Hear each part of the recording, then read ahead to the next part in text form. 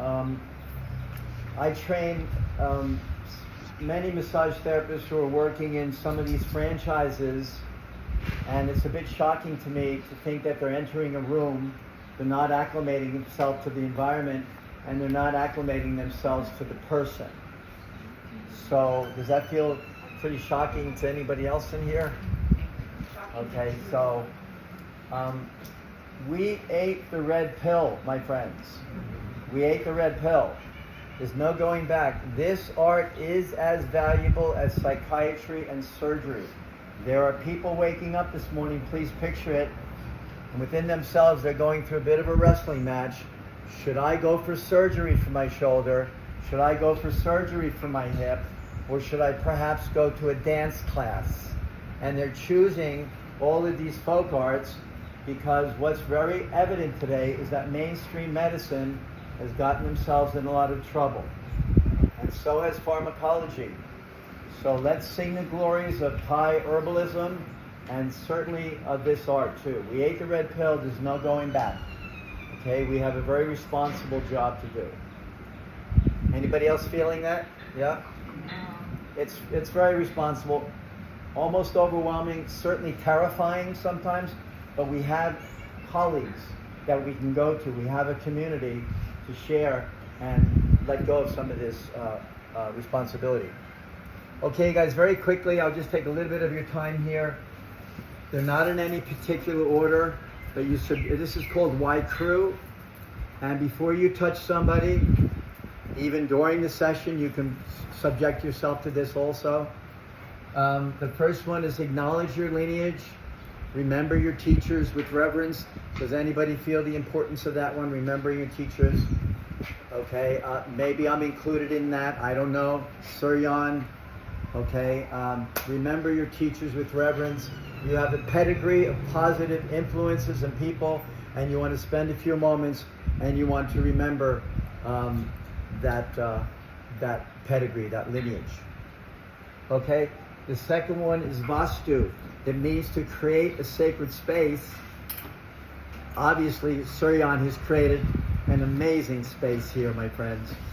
So even if you're in a war zone, my friends, be aware of where the sun is. Be aware where the moon is right now. Be aware, who's aware of where north is? Who knows where north is? Who knows where east is? Okay, so these are very important. Of course, being aware of the colors, the music, the fragrances, and for what reason? Just to have our art be even more wonderful, yeah? And also because the receiver really deserves it. Unity is a very important one. It takes a little bit of courage to become one with the receiver, my friends.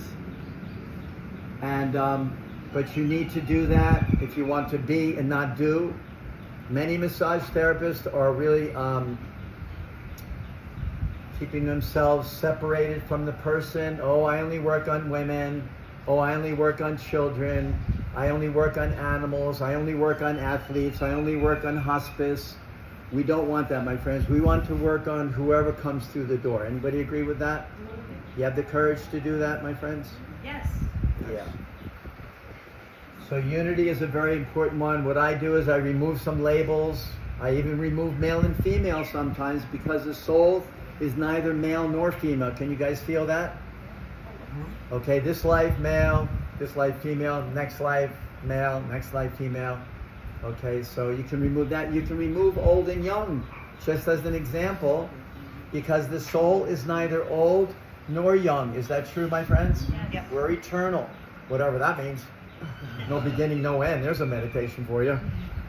Okay, so we can remove some, and even remove the labels. This is just my technique, you guys. Remove the label of healthy and unhealthy. Why?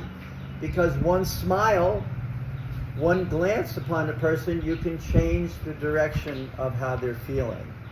And that's what's good about Eastern body work, is that they're not interested in anything but changing the direction of the challenge. If it's cancer or depression or anxiety, can we simply change the direction? Does that make sense, my friends? Yes? How easy is that, too? Just change the direction. It's so easy. Sankalpa, you know this word, it means to resolve. Sankalpa means to see the session as already completed. See today as already completed. New friends, new experiences, new enlightenment. See today, see the rest of your trip here in Thailand. It's already completed with miracles and magic and everything. Okay, this is Sankalpa. So you want to spend a few moments and you want to see the person as happy, joyful, balanced. My two big ones these days are restored and rejuvenated. That's what we're representing. Let's really put that on your business card. Restoration and rejuvenation, and that's really what flag we're waving. Make sense, you guys? And please feel free to comment. I definitely appreciate some comments. Anybody want to say anything? Please. I find a lot of value in the honoring of the teacher, and I say it every day, and I would like to not skip that this morning. It Yes. would mean a lot to me. We won't skip that, honey. Yeah.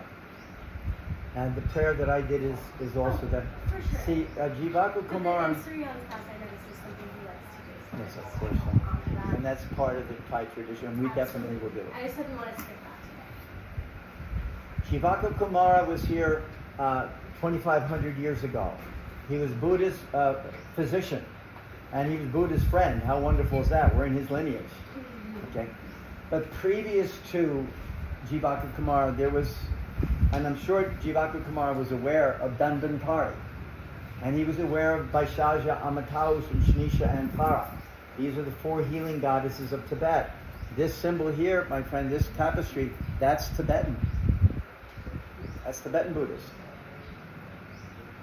So I'm sure that Jivaku Kumara was aware of a previous lineage. So, makes sense, you guys? So Yes. Dhanvantari is part of your lineage. He's been on my altar for 50 years. What do you think I'm downloading up here? Who do you think I'm remembering? Tara, Vaishnaja, Amataus, Vishnisha, and also, those four. All right. So this is a very important one, my friends. Anybody want to share an example of how you are replacing the activity of the mind? Don't be a therapist that comes into the room. You know, did I change the cat litter box this morning? Did I put enough quarters in the parking meter? We don't want to be that. We want that's going to go on anyway. But above that is mantra, positive affirmation, prayer, or of course Ujjayi breathing, if you like. But who wants to share? How are you substituting the activity of your mind before you go into the session room? Who wants to share?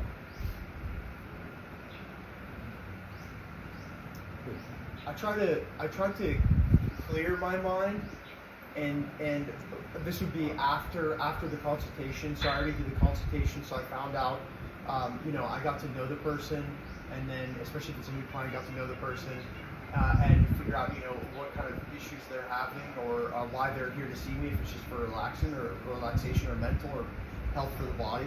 And then so before entering the room, I clear my mind and then try to think positive thoughts. And that's the same thing for also when I try to work on them, then I try to think about trying to heal the person, and also thinking positive thoughts at that point as well. Is that what you're saying? What I do, because I try to do it fast because of timing things, like what I do is I start with the feet or the head, just kind of trying to connect with your breathing, at least like 3 breathing, and I start doing this like recently, just ask my God to connect me with this person and be able to help him.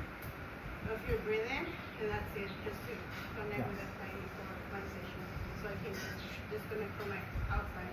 Thank you, beautiful. That's fine. That's perfect. And that's going to come in that second category right over here. These, of course, can merge these two categories. Suggestions we'll get to in a moment. And anybody else want to share? Are you working with a mantra? Are you working with a positive affirmation, a prayer? If you say the word mountain, try it right now. The mind will become a mountain. Try it. If you say the word river, try it. The mind is going to become a river. If you say the word love or gratitude, the mind's going to become love or gratitude, okay? Please, Nancy. So I feel connected to what they both said. I definitely use this prayer every day. I also, when I come into my area of healing, it like makes me so happy to be there every day that it washes away immediately. And I do breathing like her with each client before I begin to put my hands on them. And also just creating a setting, cleansing my Thai mat, creating a smell, the right lighting, the right sounds. All of those things together with prayer and gratitude bring me right to where I need to be. Okay, my friends. So I think you get the drift. Replace the activity of the mind with something other than, don't let, the Buddhists call the mind what? Who knows? The tyranny of the drunken monkey. And the Bhagavad Gita says it can be your best friend or your what? Worst enemy for the unenlightened. So, yeah, help the mind out a little bit, replace it with something positive, yeah? Okay, now this one is very, very important. Please perform your art. These competitions I'm not in agreement with at all, but what I am in agreement with is the Thai people are showing you, the practitioner is showing you how absolutely graceful, even as a practitioner, that you could be, and that is what is tradition in this culture. So, perform your art. It's a very, very important one. And in that process, you get to internalize your awareness also. Don't rely on these five senses here, you guys. They're called chukya. They're subject to making mistakes, and they're also limited in their capacity. However, if you internalize your awareness, like let's try right now, Mula Bandha, engage in Mula Bandha. Notice how you're going to pull your consciousness inwards. If you gaze at the tip of your nose, if you listen to your cosmic choir, if you curl your tongue back, even Jaladhara Bandha, pulling your chin in, that's going to be part of your performance. Even rolling your shoulders back, which is also Uddiyana Bandha, or Jaladhara Bandha. Okay, so perform your art. For no other reason that the receiver really deserves it. They really deserve your best. But we see a lot of therapists who are taking the easy way out. They just say, okay, I got another session to do, and okay, like this. And no. Roll your shoulders back, pull your chin in. Anytime you can express yourself like life. Make sense, you guys? Yes. Okay, this one here, very, very important. You have a responsibility to help them transition from the street into the therapy room. You've heard me say this a million times, you guys.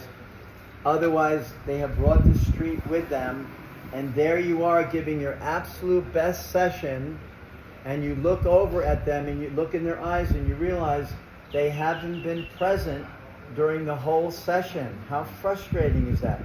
You just gave your best, and you're all happy and joyful, and you look over and, oh my goodness, this person was thinking about the economy, they were thinking about their family, they were thinking about politics, and they weren't present.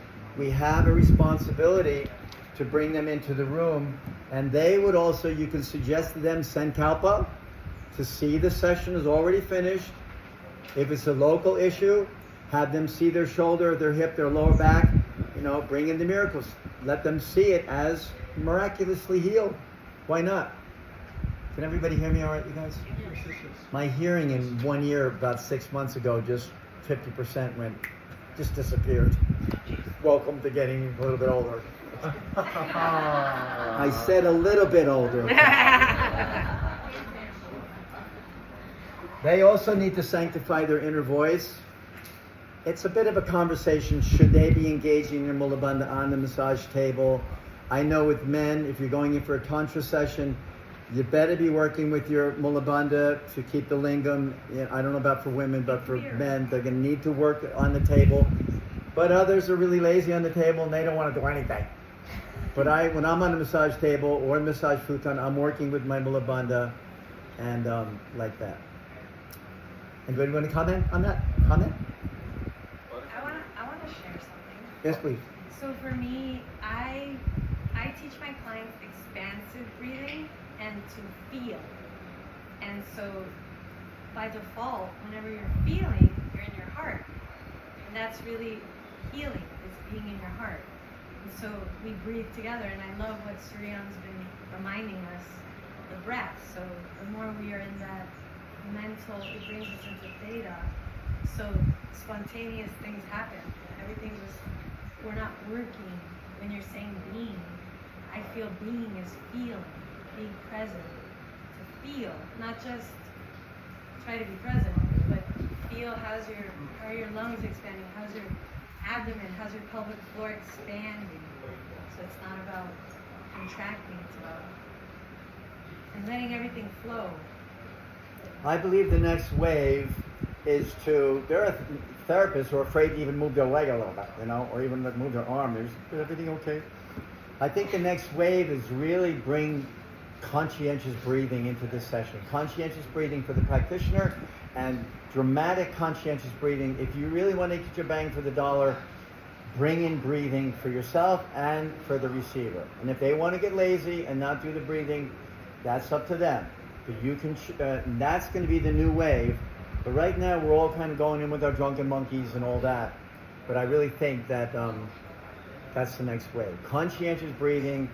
I shared a little bit of it with you about collapsing the nostrils when you breathe in, effortlessly. Remember, put it on your t-shirt, effortlessly, and also pursing your lips and emptying. When you do that, you're giving them one of the best gifts possible. You're engaging the vagus nerve, my friends, and that means it's going to integrate brachial plexus, solar plexus, lumbar plexus, coccygeal, and what's the other one? Sacral, coccygeal, lumbar, solar, and brachial. How nice is that? That's what we're looking for, to integrate body, mind, and spirit. That's exactly what we want. Only happening when you blow out more air than you took in. Make sense, you guys? Any comments or questions, please? On the cue, collapsing your nostrils, I don't know what that means. Yeah, Does that same. mean Yeah, same. crossing inhale so that your nostrils aren't expanding? Does that mean pulling the nostrils down? Like what is collapsing the nostrils? Oh, Somebody help her, please. intensely. One person. Trisha, you want to say something? Yeah. Oh, intensely. Okay. Inhale intensely. Okay. Your mind expands.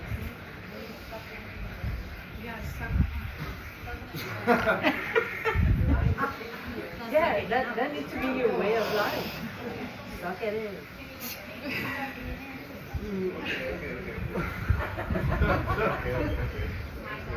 I have a big nose.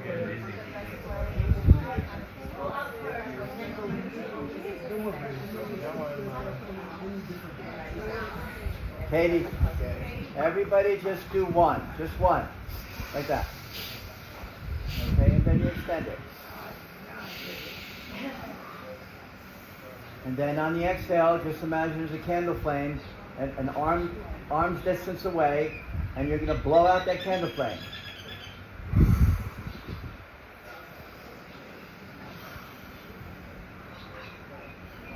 It was very funny, my friends. One class I gave, teachers given a certain amount of liberty to get a lesson across.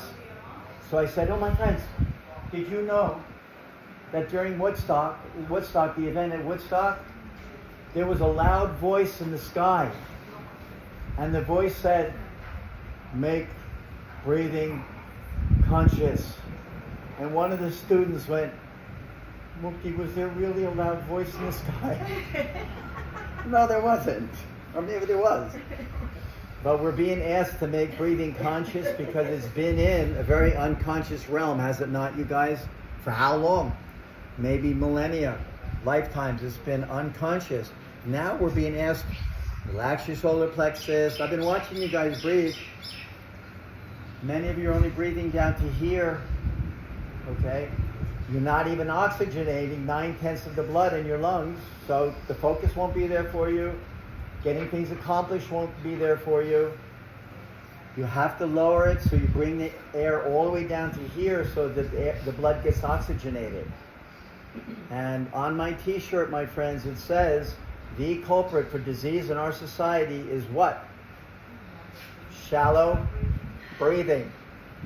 Breathing is the best medicine, my friends. Absolutely. Anybody familiar with some conscientious breathing? Oh, yeah. Yeah. It just takes you into states of ecstasy very quickly. So I have a few silly ones. You guys have heard me say, feel the cosmic nest, feel the security of that nest, because security is no place else. It's not at TSA.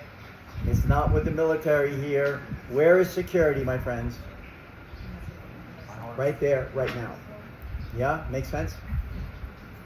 Silk ropes. I learned that from Ohashi in Japan. They say feel your spine becomes a silk rope. Feel your arms, your legs, your fingers, your toes become as silk ropes. Feel your head resting within a cloud, within a cloud, within a cloud. I let my client know that I'm going to do about a minute or two of a gentle hypnosis. And they're very much like this. They're very much thankful for that. And let them know. And then you have fun with your voice, and you do everything you're saying. You know? You do it at the same time. They should also be finding their inner drishti. And, you know, the meridians are referred to as rivers of rainbow light. So you can... Anybody else have some suggestions they want to share? Anybody that you use routinely during a session? Please, Simone. I've been using the sound bowls. I have 3 bowls in my room. So I light a candle, I do some kind of chakra, and then I start ringing the bell, you know, so feel this flow, moving my blood. That's a beautiful one. Yeah, and then I suggest while they are ringing, they continue to start breathing deeply and practice on top of. So they love it. Sometimes they're already drifting away with the sound of the bowls. And then I also have a playlist that I play. And then I start puja. You guys ate the red pill. How does that feel? I do. Oh, no, Dan, you wanted to say something. Yeah, go ahead. I think it was the. I think it was an nostril thing. Oh wait, you did say something about Breathing. doing the massages before that. It was clasping the moon. What was it? It's Kegel. Oh yeah, what is that called? Yeah, that means your pubococcygeius muscle at the base of your spine. So you're doing the Kegel. Yeah, you're doing Kegel. Okay. And we want to do that all the time, you guys, to stay young. Yeah. Okay. No, I just wanted to know what that meant. Yeah. Good for distributing your nutrition better, for distributing your emotions better. It's good for better sex. It's all that. Please, Monkey. I love spraying aromatherapy when my client is face down, and the aromatherapy that they want. So, you know, if it's lavender wild, or if it's eucalyptus, or if it's bergamot or frankincense, but I like to play Anugama. Yeah, I love Anugama, and I feel like that is really helpful for me to get the flow and to get a dance down. And Anugama is really fun to dance with, I feel like. But I have a mister right next to my table, right next to my futon. I'm always misting the room right in the middle of the session. All over, yeah? All right. And then finally we come into puja, and that's when you connect with the person. But remember, you can use suggestions anytime during the session, and also you could use wide crew anytime during the session too. But if you wanted to take a few moments before you touch somebody and do those in that order. But in puja, you get an opportunity to be and not do. We're so used to doing karma yoga, you guys. That's been imposed upon us. Let's have an action so we can have a reaction. Let's have a cause so we can have an effect. And that is really old school now, and you got to respect it. But what we want to do is be in the moment as much as possible, even right now. Yeah? You don't even know if your home is there now, right? You don't even know if your kids are alive. You don't even know this stuff. This is how much illusion we're in. So, but if you be now, if your kids pass, you can be with them later, you know, also. Make sense, you guys? Can I share? Oh, yes, please. So, me, like, if the client is receptive about communication, I do very much a being type of, like, intention, pray of cosmic expansion of your soul, improvise on the spot based on what I have been received from the client and give back. And usually it's very rejuvenating and very expansive and very fulfilling, and it's It's just let the inspiration come in, and it's not something I practice, it's just something come to me. Thank you, Julie. Beautiful. Thank you. Yeah, we're not doing massage. Can you picture we're being invited, it's almost like massage is embracing us, and we're being invited into and settling into it. Okay? Like that. So the reason that we defer judgment and analysis and diagnosis is so that you can activate intuition. So you spend a few moments and you just let go of all the judging we're doing and all the analyzing we're doing. That's not a small request, so if you can cultivate that a little bit. No judging, no analyzing, and diagnosing is actually illegal. You can suggest, but you cannot advise and you cannot diagnose. Somebody's going to call up the board and you're going to have people knocking at your door. We heard that you were diagnosing. We heard that you were advising, and now you're in trouble. But you can suggest, hey, may I suggest a little bit of walking? Can I suggest some drinking water? Like that. And internalizing your awareness during that point, and then, now everybody expand their hands like this, please, just for a moment. Okay, now expand them more, and then a whole lot more. You're only halfway there. That's how expressive you want. Try it, you're only halfway there. Do it again, come on. Wide. Abduct, abduct. And so that's true for our lower back. That's true for Yanaka. When you're doing Yanaka, extend your leg all the way. Arch, go into nice Dandasana. Move your heart towards the person. That is what we're getting paid for. When you feel good, they're going to feel good. This is a very important one for all massage therapists to come into Eagle's pose, and then a little bit of modification. Take your fingers and pull them down like that. You can do one at a time. I sit in a restaurant sometimes and I freak people out because I do this. I look at them tough Now, My arms is too short. my friends, it's not just pulling the fingers down. Guess what? You got to take your thumb and press up on the finger too. Yeah. Okay, so you're not just pulling it down, you're also pressing it up in the middle. And this should be done all the time, you guys. Eagle's pose, and then learn to pull these fingers down and be very expressive. That look freaky looking at somebody like that, you guys? It's like that picture there. Look, you see the eyes. Okay. All right, thank you so much. Comments or questions? So in Thailand, as Suryan mentioned, they begin usually between the ankles, and you can do your suggestions there. You can do your white crew there, between the ankles. But we start on the belly. Would anybody like to see me demonstrate that, what that looks like? Yeah. You better say yes, because I still have your certificates. Yes, yes. Thank you. Can I have you?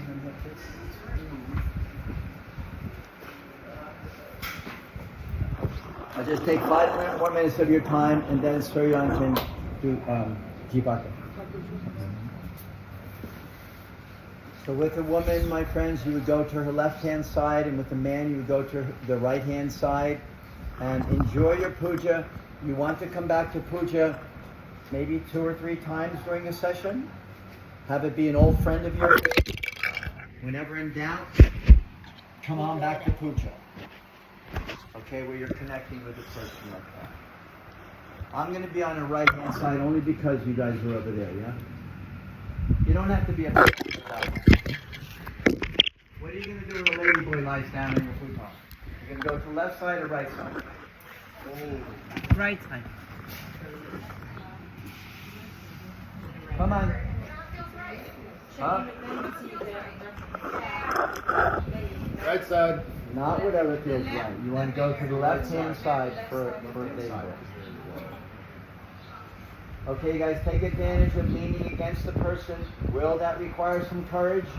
Yes, it will. You don't know the person, and here you are leaning against them. But that's quickly replaced by courage. Okay. And inside hand, very expressive. 1 thumb width above the pubic bone. Outside hand, very expressive. There are many mudras, my friends. and I use this one quite a bit here. Okay, no judging, no analyzing, and no diagnosing. You tune yourself. There are 12 functions here, but there's 3 important ones: the soul, the breathing, and the heart. And it's very complementary to attune yourself to those 3 forces. And the way you attune yourself is by asking quality questions exclusively. Do not be concerned with the answers. Just quality questions. Somebody make up a question about her breathing. Please share it with the room. Who would like to share a question about her breathing? What is the quality of her breathing? There it is. Okay, there is no wrong question. Who would like to make up a question about her heart? Is it full? Very nice. Okay. And what about her soul? She's satisfied. Okay, is she anxious? Is she serene? Is she feeling fulfilled? There is no wrong question, and it's very complimentary because it's called an attunement. You're attuning yourself to the receiver. It will require some courage. Like so, okay. And you stay in this position. Here I would do my white crew sometimes. I would certainly sway back and forth like a candle flame. I would find my Sushumna, and many times the client will say, Mukti, the whole room just changed. And yeah, because you just changed your brain waves. Make sense, everyone? Yes. Yeah? So spend a little time and really be with the person.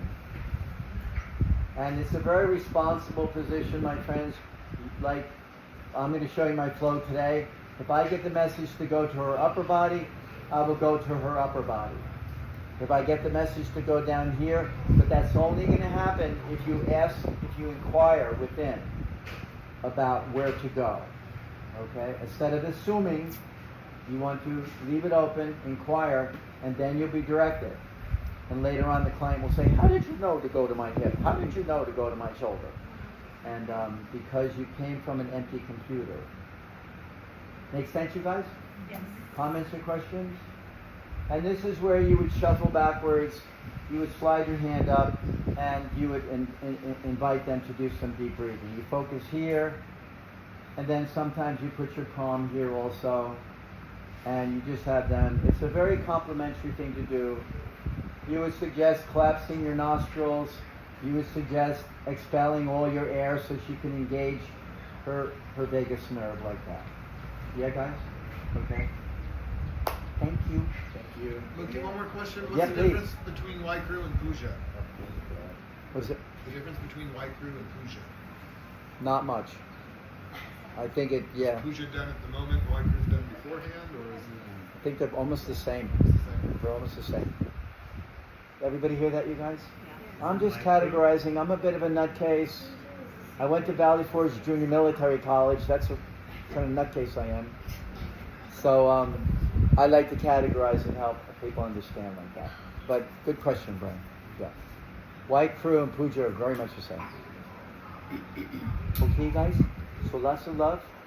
And I will turn this over to Suryan right now. And then later on, I'll demonstrate my flow for you. And maybe you want to use it as your flow. Yeah? Yes. Comments or questions? Thank you. Thank you.